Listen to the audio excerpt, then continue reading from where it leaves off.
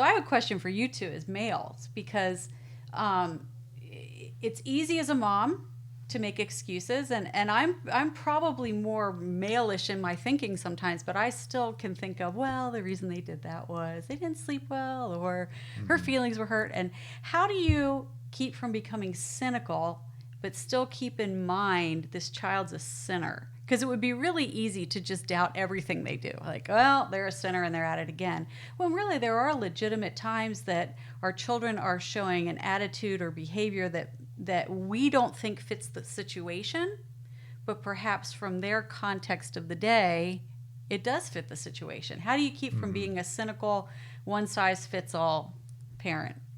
Well, I actually was just thinking about this the other day, and Kinsley and I have had some conversations on this, because it's kind of funny. We're kind of opposite. I actually tend to be like, oh, they didn't sleep, so, like, I want to be merciful or whatever. I actually think that that's part of the challenge, but the privilege of being a parent, in the sense that God has given you this opportunity to exercise wisdom. And it's interesting because, I love being a dad. It's one of the best things in the world. And it brings our relationship with God in such a clearer focus in just these understandings of family. And I love Psalm 103 with regard to that, because, and that really applies, I think, to the situation, because it says there, he knows our frame. He remembers that we are dust. As a father loves his children, as a father has compassion on his children, you think through that and you say, okay, well, why in the world would the psalmist phrase it that way? Why would he say he knows that we are dust? In other words, he knows our makeup. He knows why it is he knows when we don't sleep, or he knows, those things.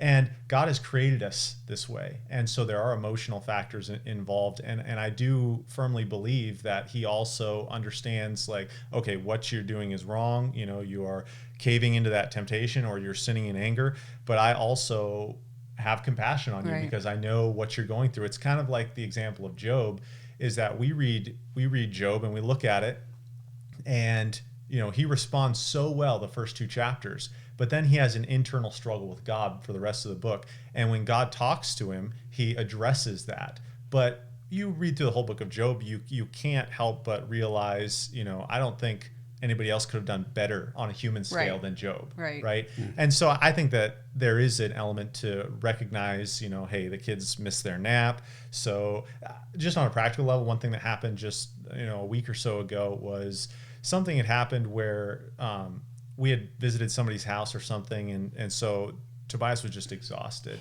and he was going through a tantrum, and my heart just cried out for him, because I'm like, I know that you're just exhausted, and this is kind of out of character. That's the thing that differentiates it. This is a little bit different than how you would normally respond.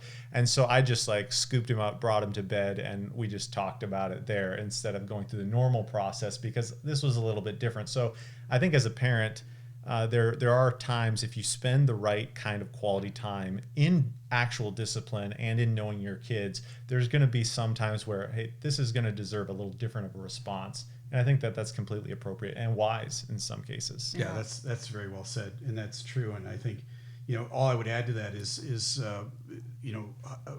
mom and dad need to be on the same team, helping each other out. Yeah, absolutely. You and I aren't a competition with each other. We're actually a complement, and we should be. But we had to work hard at that, because sometimes if you were to criticize me or I criticized you, it came off just as criticism, and hey, wait a minute, and all of a sudden we're having a fight, where we need to come along gently and help one another. Well, thanks for watching that clip on YouTube. Remember to like and subscribe so that you don't miss any of our weekly content. See you soon.